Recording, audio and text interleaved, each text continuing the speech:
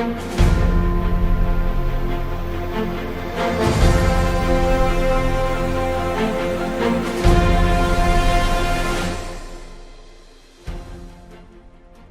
साय के नेतृत्व वाली सरकार का वर्ष 2025-26 का बजट विधानसभा में हुआ पेश।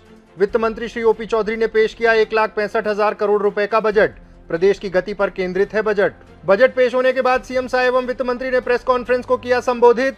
सीएम साय ने कहा, यह बजट राज्य को तेजी से विकास के पथ पर ले जाने और 2030 के लक्ष्यों की ओर अग्रसर करने का संकल्प है। सीएम साय से विधानसभा स्थित कार्यालय में पत्रकारों ने की मुलाकात। बजट में पत्रकारों के लिए की गई घोषणाओं के लिए सीएम साय का जताया आभार। खबरें विस्तार से। मुख्यमंत्री श्री विष्णुदेव साय के नेतृत्व वाली सरकार ने आज अपना महत्वाकांक्षी बजट प्रस्तुत किया। वित्त मंत्री श्री ओपी चौधरी ने विधानसभा में छत्तीसगढ़ सरकार का वर्ष 2025-26 का 1,65,000 करोड़ रुपए का बजट प्रस्तुत किया, जो कि वर्ष 2024-25 के बजट 1,47,500 करोड़ रुपए से 12% अधिक है। पिछले वर्ष का बजट ज्ञान, गरीब, युवा, अन्नदाता और नारी पर केंद्रित था, जबकि इस वर्ष का बजट गति, गुड गवर्नेंस, अधोसंरचना, टेक्नोलॉजी और इंडस्ट्रियल ग्रोथ पर केंद्रित है। यह राज्य का अब तक का सबसे बड़ा बजट है।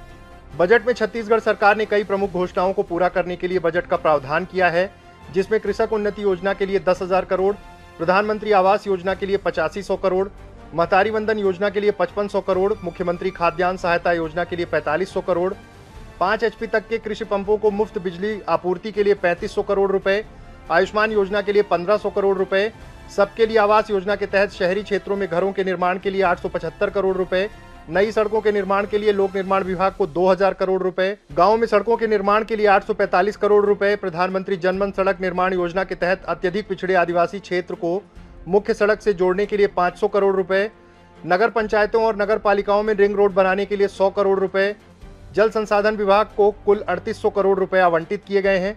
मत्स्य उत्पादन, डेयरी, पोल्ट्री, बकरी पालन, सुअर पालन आदि के लिए 200 करोड़ रुपए का प्रावधान किया गया है।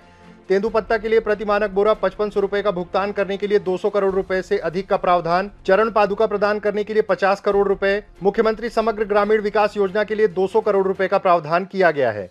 25 कॉलेजों को उत्कृष्टता केंद्र के रूप में बदलने के लिए 75 करोड़ रुपए का प्रावधान, आंगनबाड़ी भवनों के लिए 40 करोड़ रुपए, मुख्यमंत्री नगरोत्थान योजना के लिए 500 करोड़ रुपए सहित अन्य योजनाओं को पूरा करने के लिए भी बजट में राशि का प्रावधान किया गया है। छत्तीसगढ़ के सरकारी कर्मचारियों को मिलने वाला महंगाई भत्ता डीए बढ़ाकर 53% कर दिया गया है। मार्च माह का वेतन जो अप्रैल में देना होगा, बढ़े हुए महंगाई भत्ते के साथ दिया जाएगा।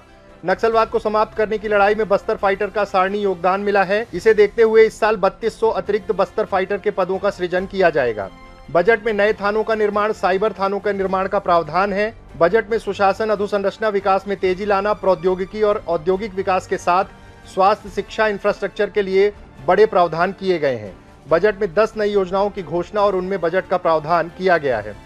विधानसभा में आज बजट 2025-26 पेश होने के बाद मुख्यमंत्री श्री विष्णुदेव साय एवं वित्त मंत्री श्री ओपी चौधरी ने प्रेस कॉन्फ्रेंस को संबोधित किया। मुख्यमंत्री श्री विष्णुदेव साय ने कहा कि इस बजट से विकास एवं जन कल्याण के कार्यों को तेजी से आगे बढ़ाने में मदद मिलेगी। यह बजट राज्य को तेजी से विकास के पथ पर ले जाने और 2030 के लक्ष्यों की ओर अग्रसर करने का संकल्प है। आज बजट प्रस्तुत हुआ है तो इसमें ज्ञान के लिए गति इसका थीम है और गति मतलब गुड गवर्नेंस। हमारा ये प्रदेश पहला स्टेट होगा पूरे देश में जो सुशासन स्थापित करने के लिए एक सुशासन और अभिसरण विभाग का गठन किए हैं और इसके माध्यम से सुशासन स्थापित करने का हमारा प्रयास है। और उसी तरह से जी मतलब गुड गवर्नेंस एक का मतलब अधोसंरचना में विस्तार। और चूंकि ये साल हमारे छत्तीसगढ़ के निर्माता श्रद्धेय अटल बिहारी वाजपेयी जी का जन्म शताब्दी वर्ष है, तो हम लोगों ने इस वर्ष को विश्वास वर्ष के रूप में भी मनाया है और अटल निर्माण वर्ष के रूप में भी घोषित किया है। तो अधोसंरचना का तेजी से हम लोग इस वर्ष में विकास करने वाले हैं। और उसी तरह से टी का अर्थ है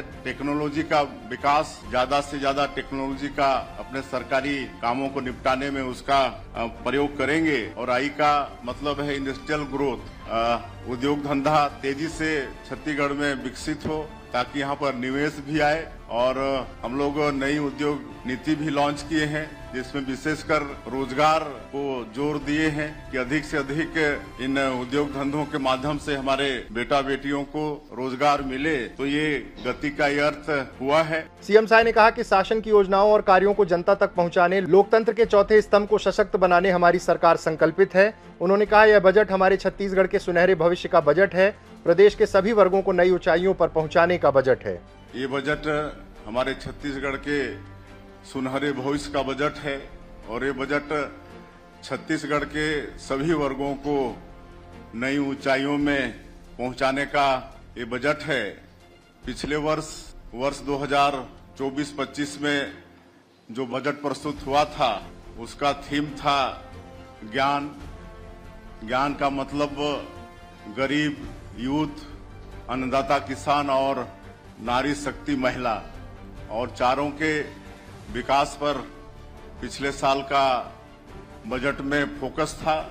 और हमारे देश के यशस्वी प्रधानमंत्री श्री नरेंद्र मोदी जी के मार्गदर्शन में, उनसे प्रेरणा लेकर हम लोगों ने पिछले 1 साल ज्ञान के विकास के लिए ईमानदारी के साथ काम किया और उसका परिणाम भी अच्छे आए। वित्त मंत्री श्री ओपी चौधरी ने कहा कि सीएम साय के मार्गदर्शन में यह बजट तैयार किया गया है। मुख्यमंत्री श्री विष्णुदेव साय से आज विधानसभा स्थित कार्यालय में विभिन्न मीडिया संस्थानों के पत्रकारों ने मुलाकात की। पत्रकारों ने आज प्रस्तुत हुए बजट 2025-26 में पत्रकार सम्मान निधि की राशि 10,000 से बढ़ाकर 20,000 रुपए करने, रायपुर प्रेस क्लब भवन के रिनोवेशन, विस्तार एवं पत्रकार एक्सपोजर विजिट की घोषणा पर मुख्यमंत्री श्री विष्णुदेव साय का आभार जताया। सीएम अपडेट्स में आज के लिए इतना ही। कल फिर मिलेंगे नए अपडेट्स के साथ। जय हिंद, जय छत्तीसगढ़।